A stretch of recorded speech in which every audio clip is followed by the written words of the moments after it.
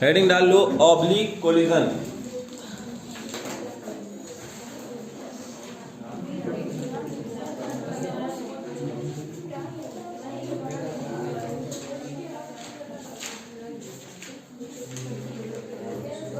ठीक है, अब ऑब्लिक कोलिजन में सबको पता है sir, in this collision direction of bodies after collision do not same, है ना, direction of the bodies after collision do not same. जैसे ये देखो बेटा, ये M1 ब्लॉक का है जो कि इनिशियली U1 से जा रहा था, ये M2 है जो कि इनिशियली रेस्ट पे सपोज, ठीक है। तो आफ्टर कोलिजन क्या होगा, ये देखो एक बॉल जो है M1 वो इधर से जा रही है और एक बॉल जो M2 है वो इधर जा रहा है।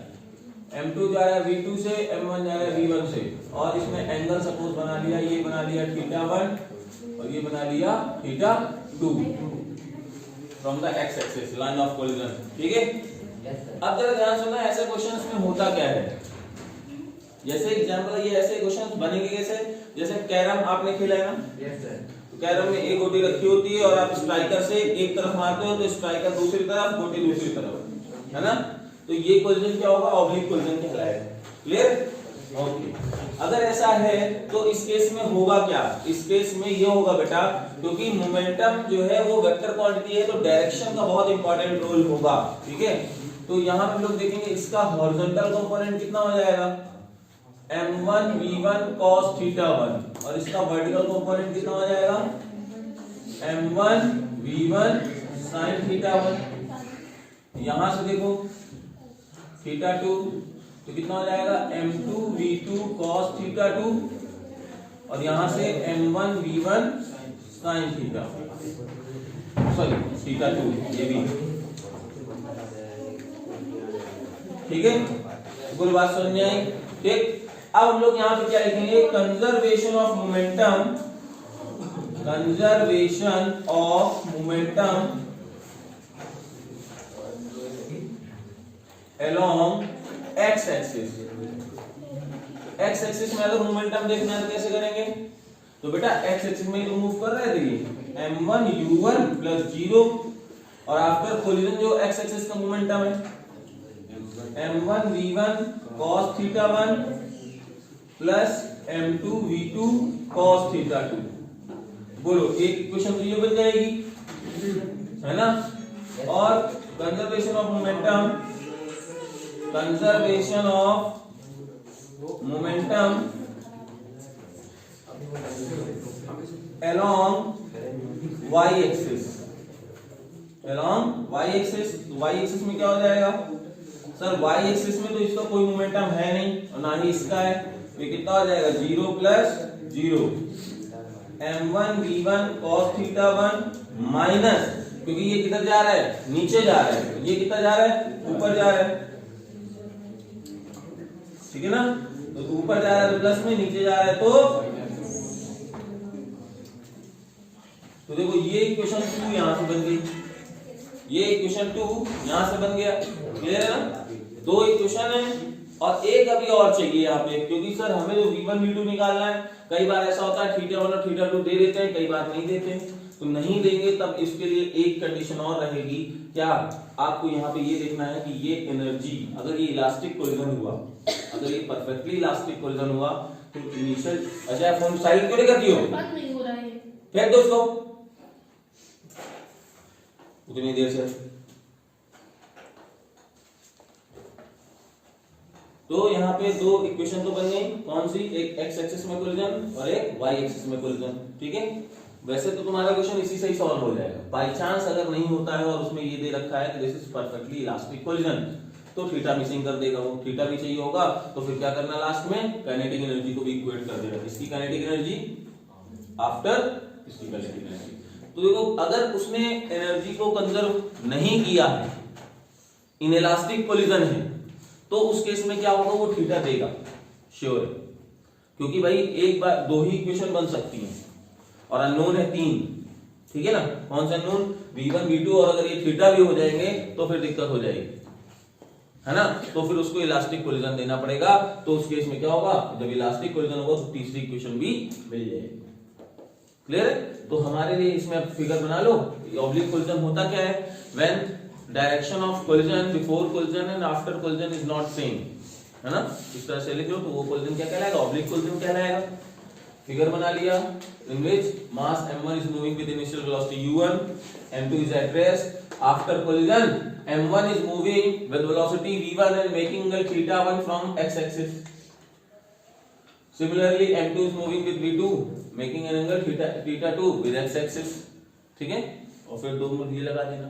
लैंग्वेज लिख लोगे ना, कोई डाउट है? जल्दी करो, बुक देना।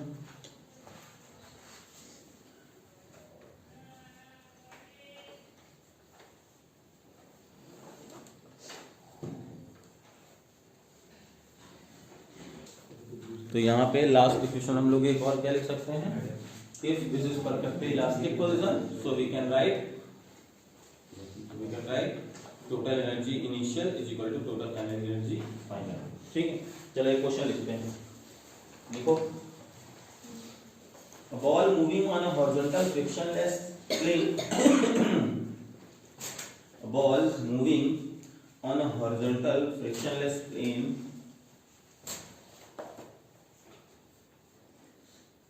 hits an identical ball at rest. A ball moving on a horizontal frictionless plane hits an identical ball at rest with a velocity of 0.5 meter per second. A ball moving on a horizontal frictionless plane hits an identical ball at rest with a velocity of 0.5 meter per second.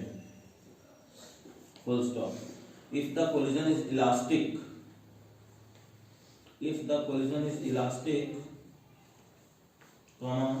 calculate the speed imparted to the target ball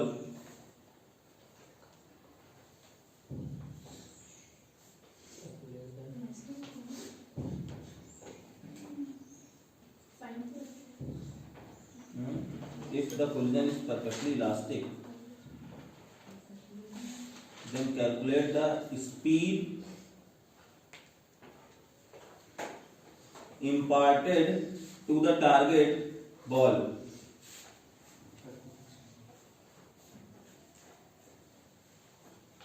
A ball moving on a horizontal frictionless plane hits an identical ball at rest with a velocity 0.5 meter per second. Full stop. If the collision is elastic, calculate the speed imparted to the target ball if the speed of the projectile after the collision is 30 centimeter per second. 30 centimeter per second. Full stop. Show that the two balls will move at right angle to each other after collision. Calculate the speed imparted to the target ball if the speed of the projectile after collision is 30 centimeter per second. Full stop. Show that the ball will move at right angle to each other after the collision.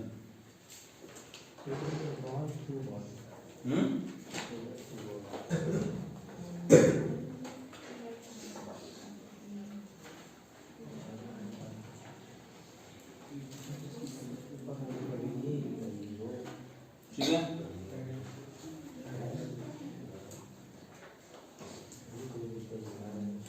हो गया question. देखो क्या करें, question सिर्फ इसी तरह का है। सर u1 गिवन है, बॉल को मासेस गिवन है क्या, बॉल मूविंग इज तो आइडेंटिकल बोला गया कहीं आइडेंटिकल बॉल्स। तो अगर आइडेंटिकल बॉल्स है मतलब स्मॉल m, सभी स्मॉल m के हैं, ठीक है, हाँ सेम मास है।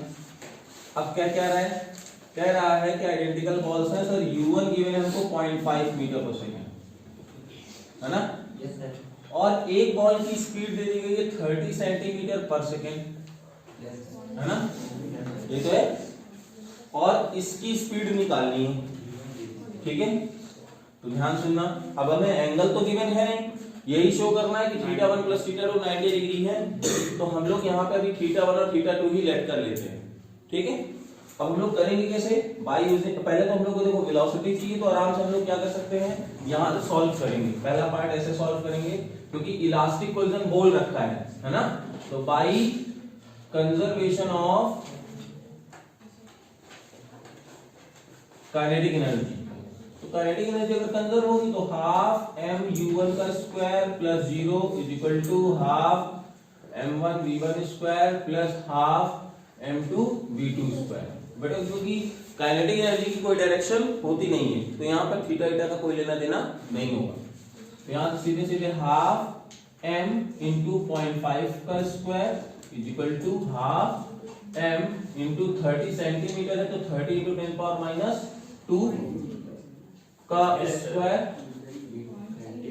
30 सेंटीमीटर है ना, और ये हो जाएगा हाफ m v2 का स्क्वायर, तो half m half m half m, तो इसको हम लोग 5 इंटू 10 पावर माइनस 1 लिख सकते हैं, तो 25 इंटू 10 पावर माइनस 2 हो जाएगा, है ना? और ये 30 है तो ये तो 3 इंटू 10 पावर माइनस 1 लिख सकते हैं ना, तो यहाँ पे हो जाएगा 9 इंटू 10 पावर माइनस 2, ठीक है? और प्लस v स्क्वायर, इसको इधर कर दो, 16 into 10 power minus 2 is equal to v square, so we can write here v is equal to 0.4 metre पर सेकेंड। इसमें कोई डाउट है?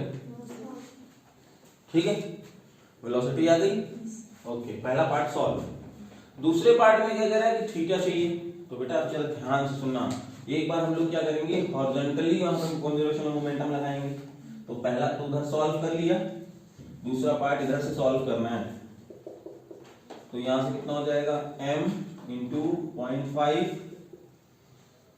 m into 0.4 into cos θ1 plus m into sorry ये 0.4 ये 0.3 है ना, 0.4 इंटू cos θ2, तो यहां से क्या होगा, m से m cancel out, 0.5 is equal to 0.3 cos θ1 plus 0.4 cos θ2, ये इक्वेशन फर्स्ट बनी, ठीक है? बेटा ध्यान से सुनना, एक्चुअली मैं सब इधर उधर नोट कर रहा हूँ, पहले पार्ट तुमको ये कर लेना है, फिर दूसरा शुरुआत यहाँ से करनी है, ठीक है? और जब दूसरी शुरुआत करोगे तो यहाँ पे क्या देखोगे, ये इक्वेशन बन गई, एक बार वर्टिकल कंपोनेंट के लिए लगा देते हैं, ठीक है ना? तो conservation of momentum along y axis, y axis में क्या होगा, 0 plus 0 m into 0.3 sine θ1 minus m 0.4a, बात क्या है, साइन θ2, m से m कैंसिल आउट, ये इधर आ गया, 0.4 sine θ2 is equal to 0.3 sine θ1। बोल बात समझ आ रही नहीं आ रही है? ठीक है, एक काम और कर सकते हैं, अगर मैं θ1 को इधर ले लूं तो यहां से ये क्या हो जाएगा, 0.3 cos θ1 is equal to minus 0.4 cos θ2, इसको फर्स्ट माने, और यहाँ पे भी देखो हमारी ये इक्वेशन क्या बन गई, इसको हम लोग ये इसको इधर लेके आएंगे तो ये इक्वेशन बन जाएगी 0.3 sin θ1, बोलो ये आ जाएगा नहीं आ जाएगा? अच्छा हाँ, तो नहीं, तो अगर ऐसा है तो इसको इधर भेज देंगे, तो ये प्लस का 0.5, कभी तुम्हारा गलत से क्या, अब ये आ गया फर्स्ट इक्वेशन ये, ठीक है?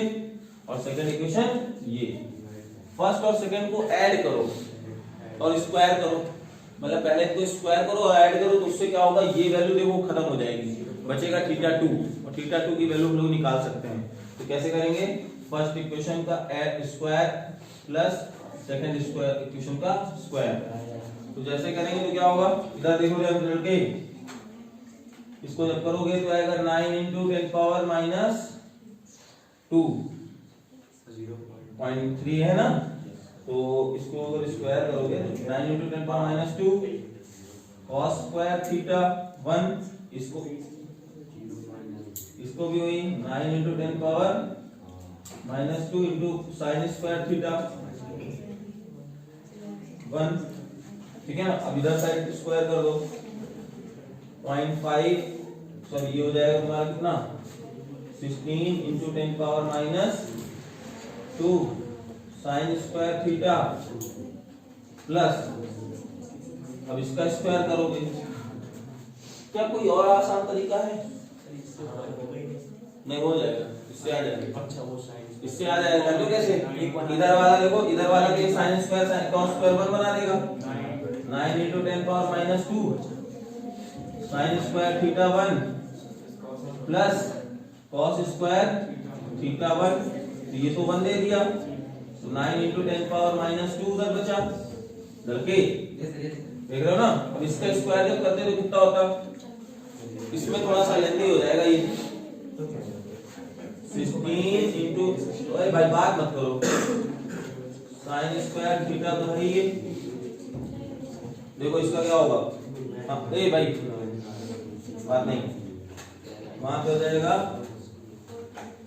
16 into 10 power minus 2 cos square theta 2 plus 25 into 10 की पावर माइनस 2 है ना, माइनस, अच्छा a square plus b square minus 2 a भी होगा है ना, यानी माइनस 2 टाइम्स ए बी, इसका 0.4 इंटू 0.5 कितना हो गया 5 20 है ना, 0.20 और 0.40 हो जाएगा आंसर 0.40 cos थीटा 2।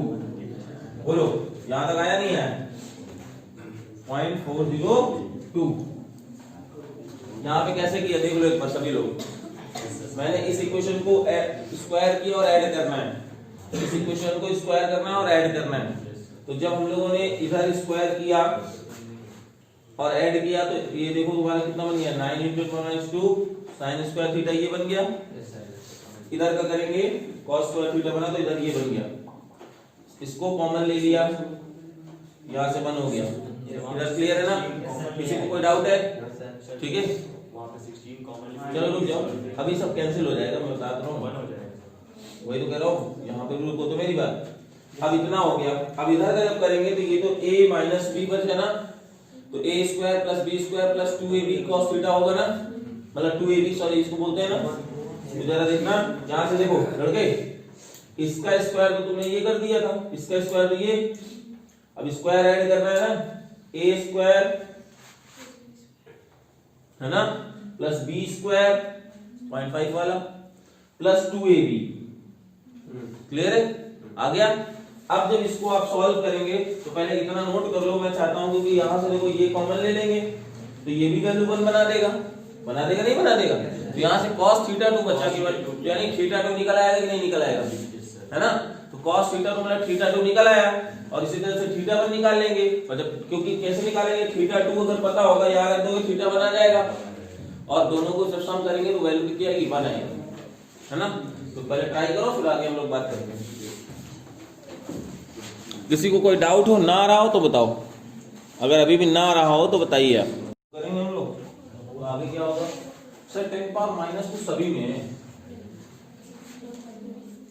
है ना, यहाँ से कितना हो गया 9 इक्वल टू 16 प्लस 25 माइनस का है 40, माइनस का है 40 cos थीटा 2, ठीक है,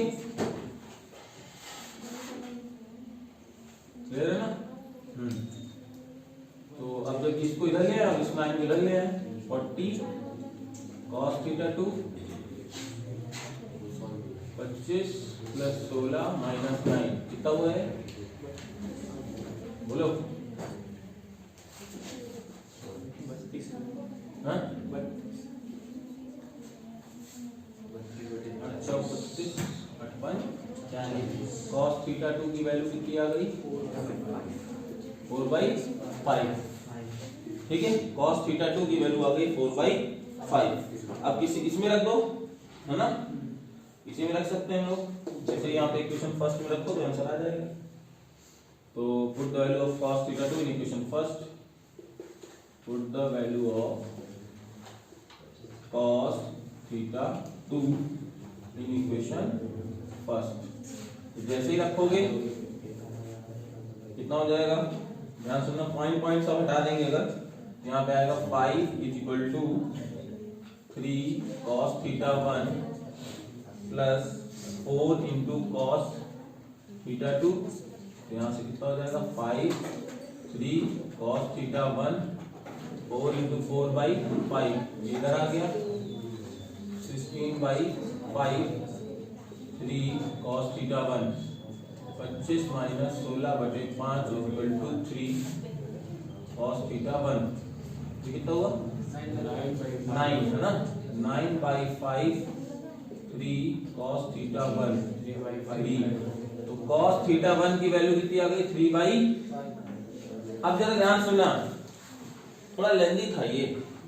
cos थीटा 1 cos थीटा 2 निकल गया। अब अगर देखना cos square theta 1 cos square theta 2 is equal to cos square, अब कुछ होना चाहिए तो कैसे सॉल्व करेंगे, यानी 4/5 का स्क्वायर प्लस 3/5 का स्क्वायर 16/25 9/25 25/25 बोले तो 1। We can write here cos square 90 बोलो, है ना।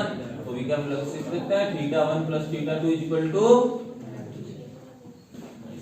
उधर भी तो डायरेक्ट cos 53 हो जाएगा। कहां पे 4/5 की वैल्यू 53 हो जाएगा, 57 हो जाएगी cos, तो उसमें से 53 हो जाएगा, ऐड कर देंगे 90 तो आएगा। हाँ, वैल्यूज को पुट कर सकते हो ना, वो भी हो सकता है, या तो यहाँ से भी हो सकता है ना।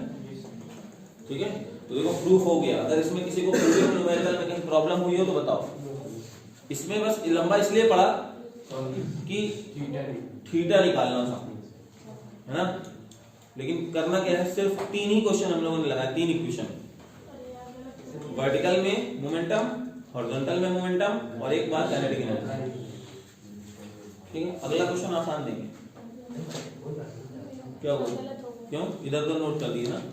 हाँ, तो मेरे पढ़ाने में ये चीज चाहिए होती है, तो करना पड़ेगा। पहले ये है, फिर ये है, फिर ये है, फिर ये है, फिर ये है, देन ये है। हाँ, क्यों कहने ध्यान दे के पढ़ती है। जब ध्यान देके नहीं पढ़ोगे तो ऐसे ही चले होगा काम।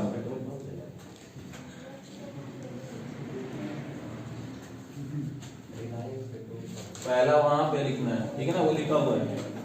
नंबर 2 ये, नंबर 3 ये, नंबर 4 ये, नंबर 5 ये, नंबर 6 ये। ध्यान देके पढ़ना नहीं है और क्या।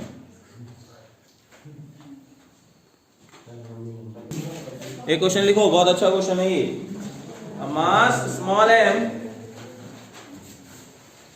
Mass small m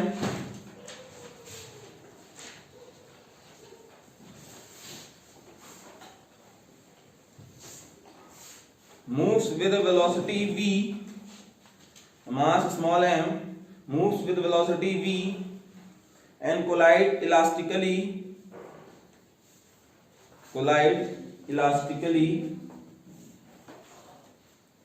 with another identical mass at rest.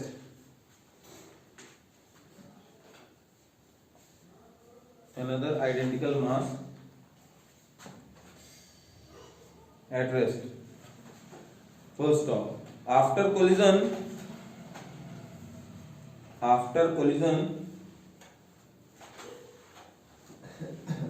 the first ball moves with velocity v by root 3. The first ball moves with velocity v by root 3 in the direction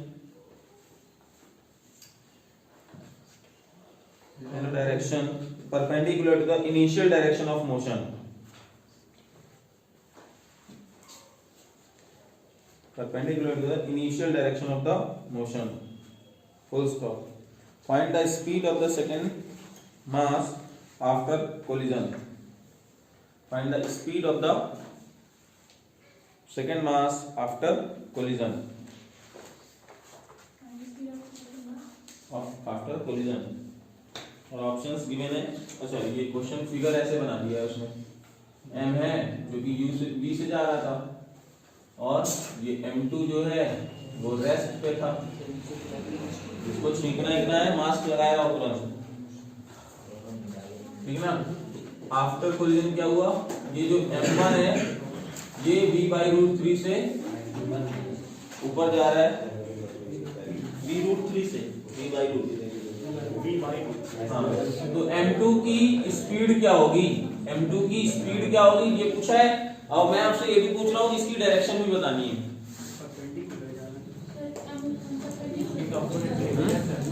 हाँ, m1 perpendicular जा रहा है। अभी तो m2 की speed पूछा है तुमसे और ऑप्शंस गिवन है,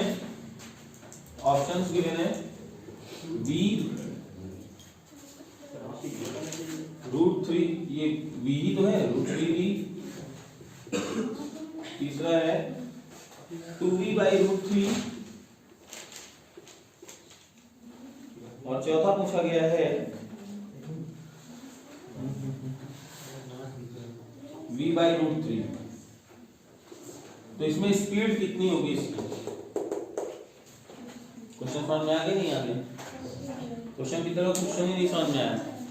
क्वेश्चन क्या बोल रहा है, ये रेस्ट पे था, ये v1 से आके टकराया और जैसे ही टकराया तो ये m1 जो था वो इधर जाने लगा v/√3 से, तो इसकी स्पीड कितनी होगी। क्वेश्चन तो ये स्पीड ना कि वेलोसिटी। अगर वेलोसिटी पूछ लूंगा तो आपके लिए थोड़ा दिक्कत आ जाएगी, लेकिन मैंने क्या पूछा है, स्पीड। एक तो ये क्वेश्चन है।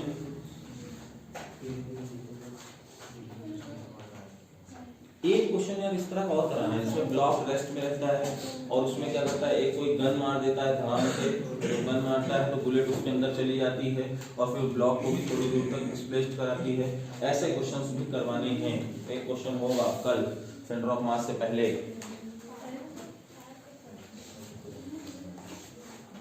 नहीं कर पाए, स्पीड आया।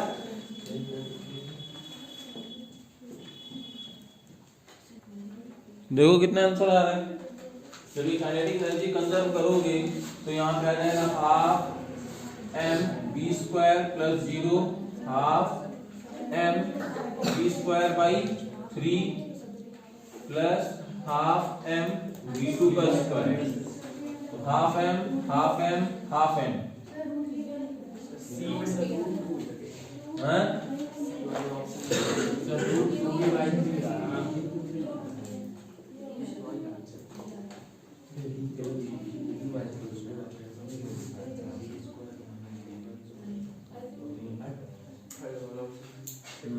लेकिन इसमें भी तो ये रूट आ रहा है ना, अंडर रूट में आएगा।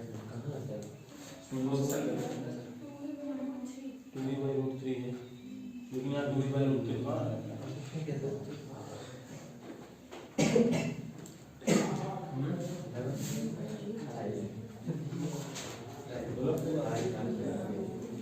नेगेटिव डायरेक्शन में जा रहा है, ऐड हो जाएगा। जैसे नेगेटिव डायरेक्शन जा रहा है तो ऐड हो जाएगा। ऐड होता तो सारा जाता 2v। अब ऐसा अगर मान लो करते हैं तो कंजर्वेशन ऑफ मोमेंटम से करते हैं तो ध्यान सुनना वही, अगर बात करते हैं कंजर्वेशन ऑफ मोमेंटम से करते हैं तो इनिशियल हॉरिजॉन्टल जो था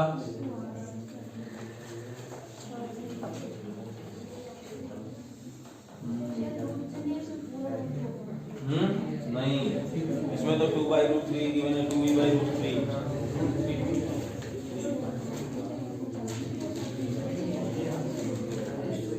2v/√3 आंसर आ रहा है।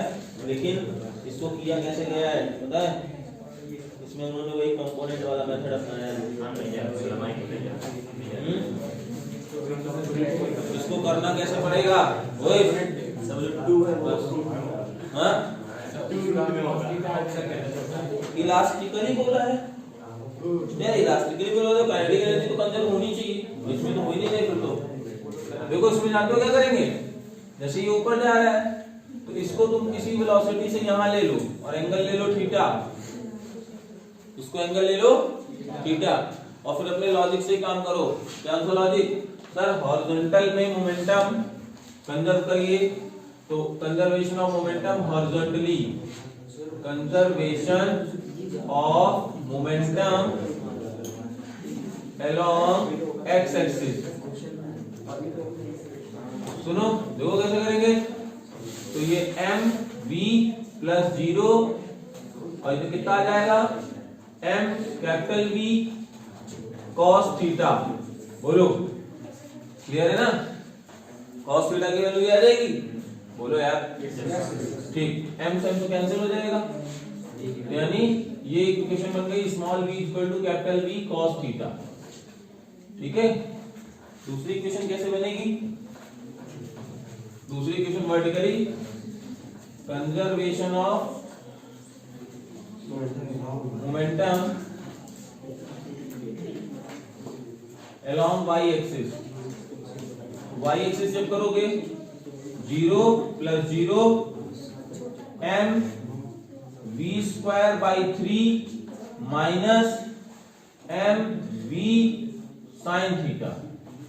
बोलो आया, तो जैसे इसको इधर करोगे यहां से क्या हो जाएगा, m v sine theta is equal to m v square by 3। ठीक है, यहां से v की वैल्यू रखोगे क्यों, नहीं हाँ? नहीं अभी कुछ नहीं करेंगे, ध्यान सुनना, ये इक्वेशन सेकंड, तो आप लिखेंगे first square plus second square, यहां से करोगे v square cos square theta is equal to v square, और इधर करोगे v square sin square theta is equal to, यहाँ पे स्क्वायर क्यों किया है, ये करना चाहिए था ना, यही करना चाहिए था, क्योंकि मोमेंटम ले रहे थे ना, कितना मिलेगा v स्क्वायर बाई 3। ठीक है, अब डिवाइड कर दो, नहीं ऐड कर दो, ऐड करने से पता है क्या होगा, v square sine square theta cos square theta is equal to v square by 3, तो v square equal to 4v square by 3, तो v की वैल्यू कितनी आ गई, 2v बाई रूट 3। एक काम करो, इस क्वेश्चन में जानते हो मिस्टेक क्या दे दिया, वो जो इलास्टिक कोलिजन दिया हो ना उसको इनइलास्टिक कोलिजन कर लो, क्योंकि काइनेटिक एनर्जी कंजर्व नहीं है। अगर देखो हम लोग ये गलत नहीं थे, ये सही है, लेकिन कब, जब इलास्टिक कोलिजन पूछा जाए, वो इनइलास्टिक कोलिजन होगा, यानी वहां पे काइनेटिक एनर्जी कंजर्व नहीं होगी, सॉल्यूशन इसका ये होगा। और अगर इसी क्वेश्चन में बोला जाता कि नहीं काइनेटिक एनर्जी कंजर्व है, तो आंसर फिर यहां से आ सकता है।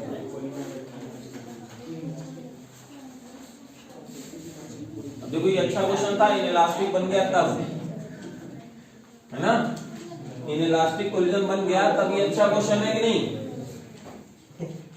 और ऑप्शन कौन सा सही होगा, सी।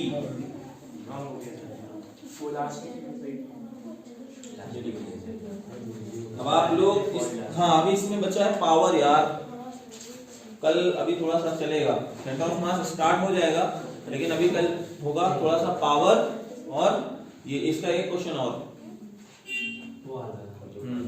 कल, लेकिन सभी लोग मास्क लेके जरूर आएंगे, मास्क लेके आएंगे और सैनिटाइजर लेके आएंगे। आज देखो 21-22 बच्चे प्रेजेंट है, कितना 1 2 3 4 10 13 3 16 16 4 20 21 सैनिटाइजर है यहाँ पे, दारू वाला सैनिटाइजर।